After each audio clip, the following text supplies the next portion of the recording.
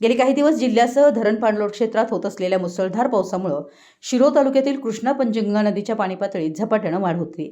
या नृसिंहवाडी येथील श्री दत्त मंदिरात मंगळवारी यावर्षीचा पहिला दक्षिणद्वार सोहळा होण्याची शक्यता आहे। दरम्यान सोमवारी सकाळी कृष्णेचं पाणी मंदिर परिसरात शिरलं असून सायंकाळी ते मंदिराच्या पायरीजवळ पोहोचले। पाण्याची पातळी याच गतीने वाढत राहिल्यास मंगळवारी पहाटेच्या वेळी या मोसमातला पहिला दक्षिणद्वार सोहळा होण्याची शक्यता आहे।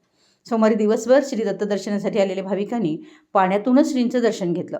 दक्षिणद्वार सोहळ्याची शक्यता व भाविकांची पवित्र स्नान पर्वणीसाठी होणारी गर्दी लक्षात घेऊन श्री दत्त देवस्थान समितीनं भाविकांच्या सुरक्षिततेसाठी आवश्यक त्या सर्व सुरक्षा उपाययोजना सज्ज ठेवल्यात।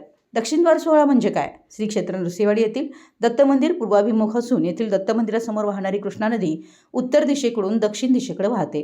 जेव्हा कृष्णा नदीचं पाणी वाढतं तेव्हा ते पाणी मुख्य मंदिराच्या उत्तरद्वारातून मुख्य गाभाऱ्यात प्रवेश करून श्रींच्या मनोहर पादुकांना स्पर्श करून मंदिराच्या दक्षिण द्वारातून बाहेर पडतं। यालाच दक्षिणद्वार सोहळा असं म्हणतात। एकंदरीत श्रीकृष्णामाईचं पाणी उत्तरद्वारातून देवाच्या पादुकावरून वाहून दक्षिणद्वारावाटे विपुल प्रमाणात बाहेर पडत असताना त्यात पवित्र स्नान करण्यासाठी भाविक दक्षिणद्वार होण्याची प्रतीक्षा करतायत। नृसिंहवाडी प्रतिनिधी, मराठी एस न्यूज।